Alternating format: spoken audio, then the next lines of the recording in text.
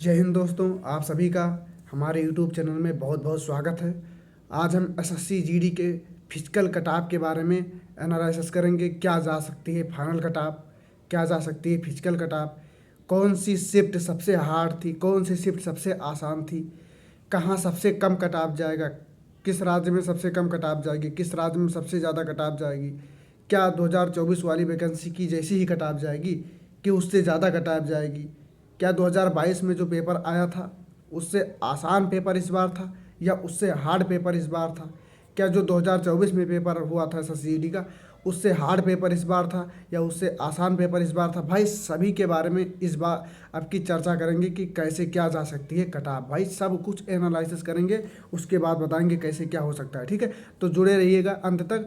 और उसके बाद ये भी बता दें, अगर भाई आप लोगों ने चैनल सब्सक्राइब नहीं किया हो तो कर दीजिएगा। और दूसरी बात, अगर आप लोगों को वीडियो मतलब थोड़ी जल्दी में अगर देखना है तो भाई वीडियो को 2x में कर लीजिए और उसके बाद देख लीजिए, क्योंकि वीडियो थोड़ा लंबी हो सकती है, 10 से 12 मिनट का। ठीक है, तो सारा एनालिसिस करेंगे। उत्तर प्रदेश जैसे हो गया, और जो 5 राज्य जो सबसे ज़्यादा कटाव जाती है, उत्तर प्रदेश, राजस्थान, बिहार, ठीक है, यहाँ दिल्ली हो गया, राजस्थान, ये सब जो बताए भाई, जहाँ ज़्यादा कटाव, हरियाणा हो गया, जहाँ ज़्यादा कटाव जाएगी उसके बारे में चर्चा करेंगे पूरी अच्छी तरह से। उसके बाद जहाँ सबसे कम कटाव जाती है, त्रिपुरा, मेघालय, असम, नागालैंड, पश्चिम बंगाल, जहाँ एकदम कम कटाव जाती है वहाँ के बारे में भी बात करेंगे। ठीक है, तो जुड़े रहिएगा भाई और अंत तक वीडियो को देखिएगा। ठीक है, तो और ये भी जान लीजिए भाई, जनरल एरिया, नक्सल एरिया, बाड़े एरिया, सभी के बारे में भाई बात करेंगे अच्छी तरह से। ठीक है, ये नहीं कि मैं जनरल एरिया की बात करूं,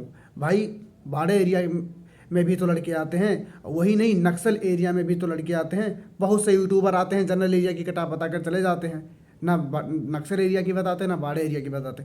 भाई तीनों एरिया की हम सब कुछ बताएंगे। खासकर उत्तर प्रदेश का तो कटाव निकाल कर ही रख देंगे, इतना ही जाएगी, जितना मैं बोल दूंगा भाई उतना ही कटाव जाएगी, 1-2 नंबर प्लस माइनस। ठीक, अभी देखिएगा। तो अब हम बात करते हैं नॉर्मलाइजेशन के बारे में। भाई नॉर्मलाइजेशन अगर आपको पता करना है तो सबसे बड़ी बात यह है कि अंकित भाटी सर ने नॉर्मलाइजेशन की वीडियो बनाए हैं। तो भाई उन वीडियो को आप जाइए और देख लीजिए। जितना नंबर वो बताए हैं बढ़ने के लिए, भाई उतना ही बढ़ेगी, बस जितना बताएं। अगर वो बताए हैं कि किसी के शिफ्ट में 8 नंबर बढ़ने के लिए, तो बस 9 बढ़ सकता है, 7 नहीं बढ़ेगा, 6 नहीं बढ़ेगा। जितना बताएं उससे 1 नंबर ज़्यादा ही बढ़ेगा, कम नहीं बढ़ेगा। बस ये है कि जितना बताएं उतना, और उतना से 1 नंबर ज़्यादा बस। अगर आपके शिफ्ट में 16 नंबर बढ़ने के लिए बताएं तो 16 + 1 यानी 17 तक बढ़ सकता है।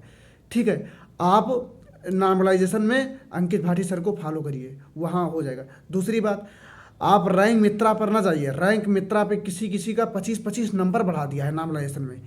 एक लोगों का हमारे ग्रुप में 122 नंबर बन रहा था और उनका रैंक मित्रा में 149 दिखा रहा है। भाई इतना ज़्यादा अंतर दिखा रहा है। तो आप देखिए, रैंक मित्रा मतलब 0। सबसे अच्छा अंकित भाटी सर को फॉलो करिएगा, वहाँ नॉर्मलाइजेशन की भाई अच्छी तरह से हो जाएगा। ठीक है, अब चलते हैं हम कटाव के बारे में। भाई उत्तर प्रदेश की कटाव जो है भाई, जर्नल की अगर देखी जाए तो भाई 129 ± 2 ये रहेगी फिजिकल की। आप जब आइए, जब वो रिजल्ट आएगा तो आप मिला लीजिएगा। अब ये सबसे बड़ी बात ही, मैं एक बात और कहने जा रहा हूँ, उसको आप ध्यान से सुनिए। क्या सबसे बड़ी बात है कि जो यूपी पुलिस की वैकेंसी वर्तमान में चल रही है, ये इन वैकेंसियों में भाई जितने 60,244 लड़के हैं भाई, ये सब चले जाएंगे ट्रेनिंग करने। और भाई इनमें से लगभग लड़कों ने एसएससी जीडी का पेपर दिया है और लगभग लोगों का निकल भी चुका है। ठीक है, हमारे ग्रुप में जितने लड़के थे, क्या नाम है, लगभग लोगों का मतलब निकल जाएगा। ये नहीं कह रहा हूँ निकल चुका है, अभी कहाँ रिजल्ट ही नहीं है तो कैसे निकल जाएगा। भाई लगभग लोगों का निकल जाएगा। ठीक है, तो ये 60,244 लड़के जो हैं भाई, ये सब चले जाएंगे ट्रेनिंग करने। तो भाई जो बचेगा वो सब चले जाएंगे ट्रेनिंग करने, तो भाई कटाव तो कम ही जाएगी। और ये आज एक बात मैं बताने जा रहा हूँ भाई, कोई नहीं बताएगा, इस बार उत्तर प्रदेश की कटाव जो है एसएससी की बिहार से भी कम जाएगी। ये मानना हमारा, देख लेना, मैं जो बता रहा हूँ सच्चाई में देख लेना। सबसे बड़ा होता है लड़कों का कंपटीशन, भाई सब यूपी पुलिस ज्वाइन कर लेंगे तो कोई बचेगा ही नहीं भाई। ठीक है, हमारे ग्रुप में 10 से 12 लड़के हैं, उनका यूपी पुलिस निकला है और उनका एसएससी जीडी में आप देखोगे नंबर तो रैंक भी बहुत बड़ी अच्छी अच्छी रैंक है। ठीक है, और वो सब बता रहे हैं कि मैं एसएससी जीडी ज्वाइन नहीं करूंगा, बस मैं यूपी पुलिस की ट्रेनिंग पर चले जाऊंगा। तो अब बताओ 10 में 10 लड़के, उनकी यूपी पुलिस में भी नंबर अच्छा है और एसएससी जीडी में भी नंबर अच्छा है, तो वो चले जाएंगे भाई यूपी पुलिस की नौकरी करने। तो एसएससी जीडी का जो भाई पद है वो स्किप कर देंगे, तो भाई और लड़कों को फायदा होगा। ठीक है, तो इस तरह। और दूसरी बात ये भी बता दे वैकेंसी क्या इंक्रीज होगी या नहीं होगी, तो भाई वैकेंसी इंक्रीज होने की भाई 90% चांस अभी भी दिख रही है। ठीक है, देखो कई पोस्टों में भी क्या नाम है ऐसे, हाँ अरे कभी हुआ एक थी सीआईएसएफ में हुआ है भी, हमको लग रहा है उसमें बढ़ा है, इसमें नहीं, मतलब सीआईएसएफ पे अलग से वैकेंसी निकली थी तो उसमें बढ़ा है भाई। हर जगह बढ़ती है, तो हमको लग रहा है कि एसएससी जीडी में भी बढ़ेगी, चांस है बढ़ने की। ठीक है, और ये जहाँ तक हो सकता है बढ़कर 55 या 56 हज़ार हो जाए, उम्मीद तो यही जताई जा रही है, बाकी देखो क्या होता है भाई। उसके बाद अब बात करते हैं कटाव के बारे में। तो यूआर का कटाव जो जाएगा उत्तर प्रदेश का 129 +-2, ये जाएगी फिजिकल की कटाव। जब आएगी तो देख लेना। हाँ, आपका जितना नंबर है उसमें RW अंकित भाटी सर ने जो बताए हैं कि इतना नंबर बढ़ा लो नॉर्मलाइजेशन की, उतना जोड़कर अगर आपका 130 बन रहा है तो आप जो है सेफ हो सकते हैं फिजिकल के लिए। ठीक है, ये हम एकदम सटीक आइडिया दे रहे हैं। 129 +-2 यानी 127 नंबर जिसके बन रहे हैं भाई, वो फिजिकल के लिए कहीं ना कहीं शॉर्ट लिस्टेड जरूर होगा उत्तर प्रदेश के यूआर में भाई, जनरल से। ठीक है, और जर्नल एरिया की, उत्तर प्रदेश की जनरल एरिया की ईडब्ल्यूएस में जो जर्नल की कट ऑफ है उससे 2 नंबर कम जाएगी, और ओबीसी की जर्नल से 2 नंबर कम, यानी कि ईडब्ल्यूएस और ओबीसी लगभग सेम रहेगी। एससी की जर्नल से 10 नंबर कम, यानी कि अगर 127 बताया हूँ मैं जर्नल की, तो जाएगी एससी की 118 नंबर के करीब भाई, 117 से 18 नंबर भाई दौड़ के लिए एससी को भी, एससी का भी होगा भाई। एससी की संख्या बढ़ गई है भाई, पढ़ने लगे हैं सब, ऐसी बात नहीं है कि सब गंवा रही हैं, सब कोई पढ़ने लगेगा, तो भाई एससी की कटाव भी काफ़ी ज़्यादा जा सकती है। उसके बाद आप चले आइए एसटी के, कोई एसटी वालों की कैटेगरी का कोई अनुमान नहीं होता है। ठीक है, अब हम बात करेंगे बाढ़ एरिया के। उत्तर प्रदेश की जो बाढ़ एरिया है, बाढ़ एरिया किसे कहते हैं सबसे पहले ये सुन लीजिए। बाढ़ एरिया में जो हम देश के जो देश होता है उनके सटे ज़िले, जैसे मान लो जो देश है, जैसे नेपाल देश है, उत्तर प्रदेश के बगल नेपाल है, तो नेपाल में जो जितने मतलब नेपाल के सटे जो इधर ज़िले आते हैं 7-8 ज़िले भाई, जैसे आप पीलीभीत ले लो, ठीक है, लखीमपुर खीरी ले लो, फिर बहराइच, श्रावस्ती, बलरामपुर, सिद्धार्थनगर, महाराजगंज, ये जितने ज़िले हैं भाई सब ये बाढ़ एरिया में आते हैं, तो इनकी कटाव बहुत कम जाती है। तो जितनी कटाव अगली बार गई थी उससे 10 नंबर कम जाएगी, ये जान लो। फाइनल की कटाव और फिजिकल की कटाव सब देख लेना। पिछली कटाव जितनी गई थी उससे 10 नंबर कम बाढ़ एरिया की कटाव जाएगी, क्योंकि इस बार पेपर बहुत आसान नहीं था, हार्ड था, मॉडरेट था, इजी तो था ही नहीं। ठीक है, तो आप समझ गए होंगे। और उसके बाद अब बात करते हैं, नक्सल एरिया उत्तर प्रदेश में है ही नहीं, जनरल एरिया बाढ़ एरिया ही है, नक्सल एरिया नहीं है। अब बात करते हैं ये हो गया उत्तर प्रदेश की बताया भाई। ऐसे आप चले जाइए दिल्ली में लगभग इतना ही जाएगा। ठीक है, इससे दिल्ली में थोड़ा ज़्यादा जा सकता है, राजस्थान में इससे थोड़ा ज़्यादा जा सकता है 2-3 नंबर। आपके उत्तर प्रदेश की कटाव लगभग बहुत कम रहेगी।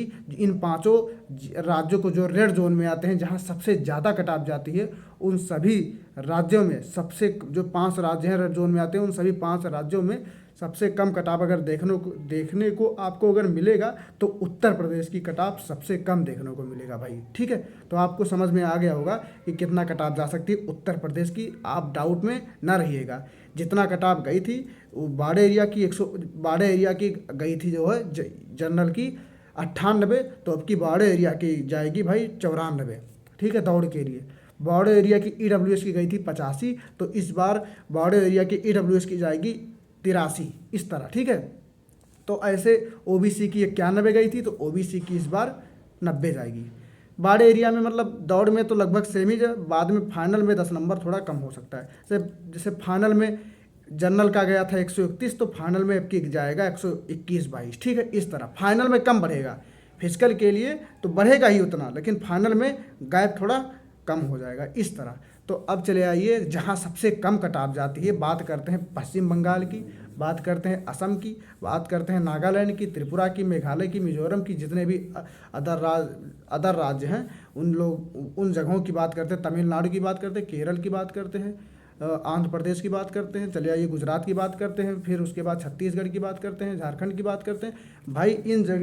इन सभा जहाँ मतलब इन जितने भी स्टेट की मैंने बात की है, इन सभी जगह जितनी भी कट ऑफ अगली बार गई थी उनसे 5 से 7 नंबर फाइनल कट ऑफ कम जाएगी। ठीक है, उतना नहीं जाएगा, उससे 7, 8, 9, 10 तक कट ऑफ कम जाएगी। जितनी गई थी फाइनल उसमें 10 नंबर को आप कम कर लीजिएगा तो उतना कम कट ऑफ जाएगी। आप डाउट में ना रहिएगा। ठीक है, अगर आपको कोई दिक्कत पड़ रही है तो आप गूगल पे जाइए, सर्च करिए कि कितना कट ऑफ गया था अगली बार, उससे मतलब मिला लीजिए तो आपका हो जाएगा, समझ में आ जाएगा। ठीक है, इस तरह है। ठीक है, और उसके बाद अब हम बात करते हैं, ये सब हो गया। अब ये कंपेयर करते हैं 2022, 2024, 2025 इन तीनों वैकेंसियों में कंपेयर करते हैं तो सबसे हार्ड पेपर किस कब आया था। ठीक है, 2025 में आया था कि 2024 में आया था कि 2022 में आया था। तो भाई अगर देखा जाए तो सबसे हार्ड पेपर अगर आया था तो भाई 2025 का आया था। हम 2022 वाले वैकेंसी को इसलिए नहीं कहेंगे, उसमें पेपर इसके अपेक्षा 2025 की अपेक्षा आसान था, बस उसमें माइनस मार्किंग 1/4 था, इसलिए उसका कट ऑफ थोड़ा इस 1/4 था उसका माइनस मार्किंग। ठीक है, तो इसलिए नंबर ऑफ स्टूडेंट जितने भी विद्यार्थी थे उनका नंबर थोड़ा कम आया था। ठीक है, एवरेज में। तो इस बार क्या है कि फिर भी लोग तुक्का लगाते हैं, 80 में 80 करके आते हैं। जितने भी लोग थे सब 80 में 80 करके आए हैं। तो भाई कहीं ना कहीं उनका सही 1/8 माइनस मार्किंग है, तो माइनस मार्किंग का रोल सबसे बड़ा होता है एग्जाम में। ठीक है, तो ये आप कह लीजिए कि सबसे हार्ड पेपर अगर आया है 2003 सालों में SSCGD में, तो सबसे हार्ड पेपर अगर आया है तो 2025 में आया है। 2022 में सबसे हार्ड पेपर नहीं, सबसे आसान पेपर 2024 में आया है। जो अगली बार कट ऑफ जो इस बार गई है, कट ऑफ जो क्या नाम है 148 गई है। इस बार आसान पेपर आया था। जो एक नॉर्मल बच्चा था, जो एक एवरेज बच्चा था, भाई उनका अगर स्कोर दिखा देंगे, जिनको मैथ एकदम नहीं आती है भाई, वो 9-10 सही करते थे हम लोगों के साथ में, उनका स्कोर अगर आप देखोगे ना तो बहुत हाई है। हमारे साथ में लखनऊ में भाई बहुत लड़के पढ़ते हैं, उनका मैथ एकदम कमज़ोर था और उनका उनका नंबर है 141, 142। कहीं ना कहीं उनका फाइनल सिलेक्शन नहीं हो पाया है, लेकिन उनका नंबर देखोगे भाई 145, 142, 143 नंबर है, पुराने वाले में, जो 2024 वाले में। और उनको थोड़ा कम लेकिन इस बार कहीं ना कहीं उन लोगों को थोड़ा घाटा हुआ है। जब पेपर थोड़ा हार्ड आता है तो जो पढ़ने में बच्चे कमज़ोर रहते हैं भाई, जो जिसको थोड़ा कम ज्ञान रहता है, जो बच्चे कमज़ोर रहते हैं भाई, उनका स्कोर ऑटोमेटिक एकदम कम हो जाता है। और जब पेपर आसान आता है तो कहीं ना कहीं पढ़ने वालों बच्चों को ही घाटा होता है। ठीक है, तो आप समझ गए होंगे, इस तरह है भाई। नामराइजेशन के बारे में बात की, उसके बारे में वैकेंसी इंक्रीज होने के बारे में बात की। ठीक है, कौन सी ये भी बात की कि किस ईयर में पेपर आसान आया था, किस ईयर में पेपर कठिन आया था। उसके बारे में SSCGD के फिजिकल कट ऑफ के बारे में बात की। भाई सभी के बारे में लगभग बात हो चुकी है। अब जो डाउट रहेगा आप कमेंट में करिएगा, उसका रिप्लाई भी करेंगे। और जिस चीज़ के बारे में वीडियो अगर बनाना होगा आप भाई कमेंट कर दीजिएगा, भाई वीडियो आ जाएगी। ठीक है, तो जो भी चीज़ छूट गया होगा भाई, हम नहीं याद है भाई, तो इस तरह हम अगली वीडियो में लाएंगे उसको। ठीक है, तो जो गलती हो गई होगी भाई माफ़ कर दीजिएगा, और मिलते हैं अगली वीडियो में। तब तक के लिए जय हिंद।